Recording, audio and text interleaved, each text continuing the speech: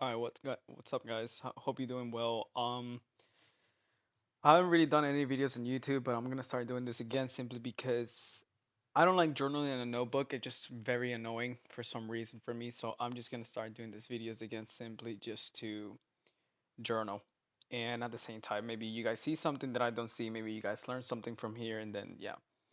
So, anyways, getting to the point of today, if we go into the higher time frame, if you all see this red, rectangles or whatever, it is all just basically the gaps in the daily. I like to mark these things out simply just to know at the same time where am I going at lower time frame. Now, getting to the point, today I was completely long, but I ended up changing my bias at last second. Simply, I thought it because of long, simply because first of all, we had this highs here, and then we had this gap, and then yeah, I do understand that the ES we already took our all-time highs, and we have a fat SMT from here, and then we have a gap, so we're rejecting. But I kind of just wanted to see us going higher. As I always say, or people say, you shouldn't be marrying your bias, and that was kind of what I was doing, but then I changed at the end simply because it was just too obvious that it was just looking for shorts.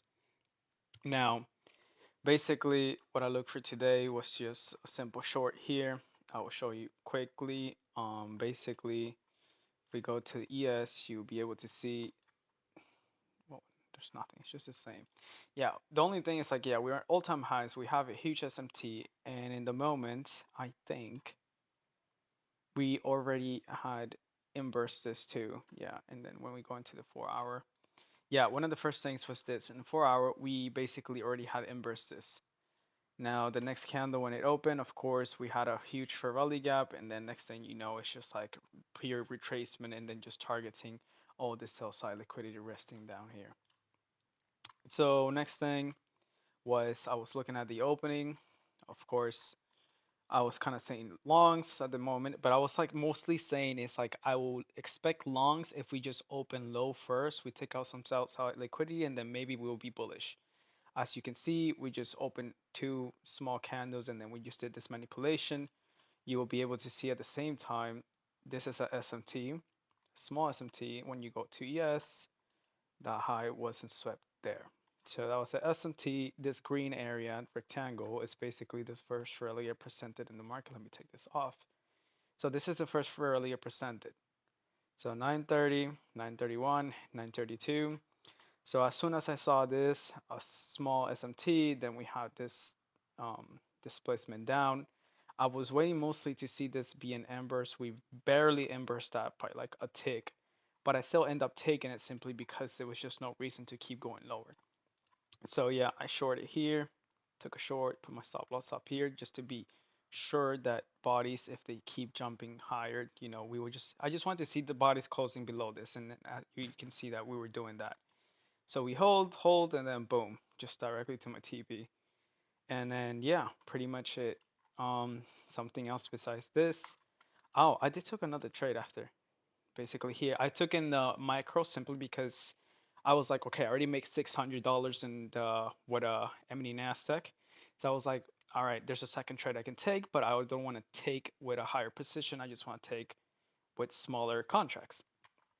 So of course it was like nothing here what I was risking. I made like $300 at the end. It's still good. So I basically made $900 in total today. And what was the reason of my second entry was simply this.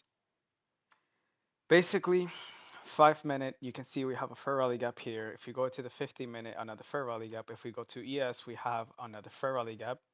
Like you can see them all. And it was showing respect towards all of them. And then we still had all this sell side liquidity down here, plus NQ. We had all this sell side liquidity here remaining. So there was no reason for us not to try and keep shorting.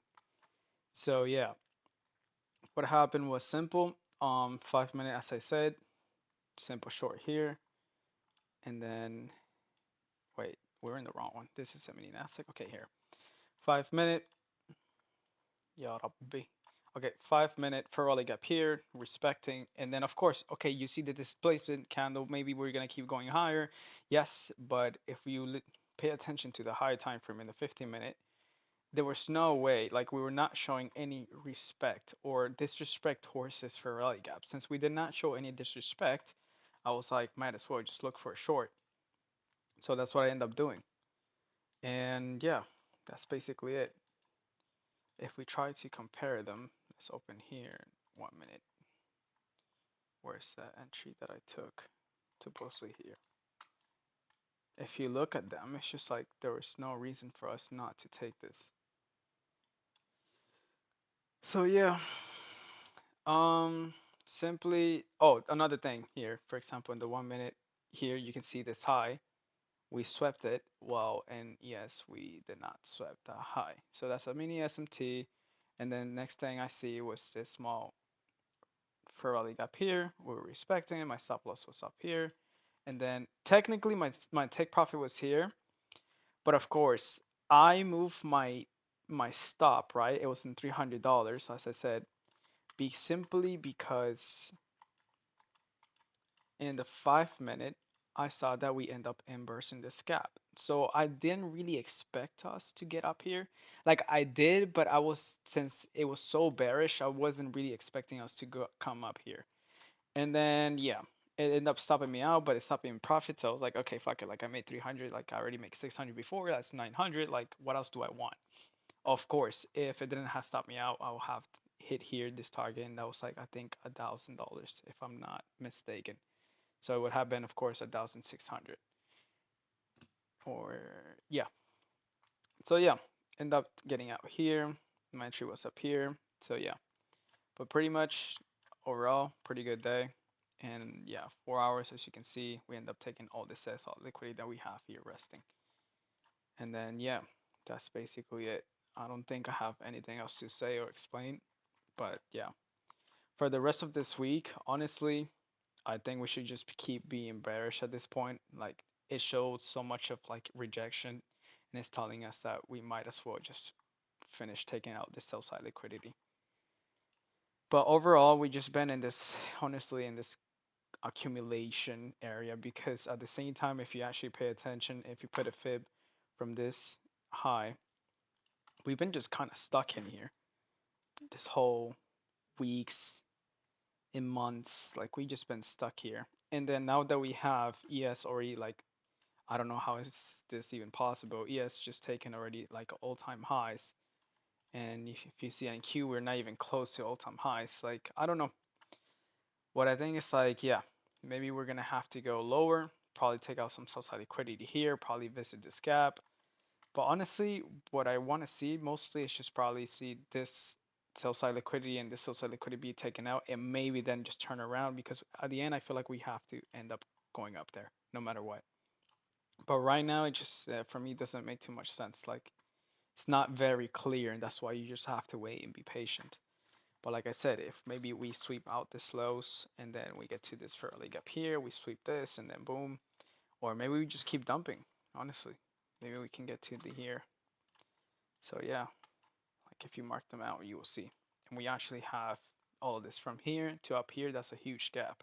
So right now we're inside of a gap too, a Ferrari gap. So that's another thing to keep in mind.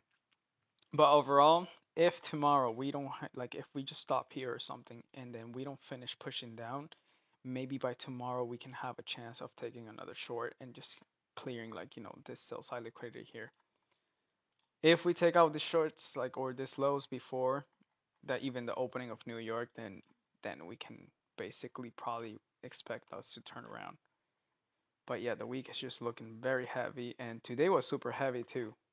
Like I mean, this is insane. This is 500 points just in one day, which is insane.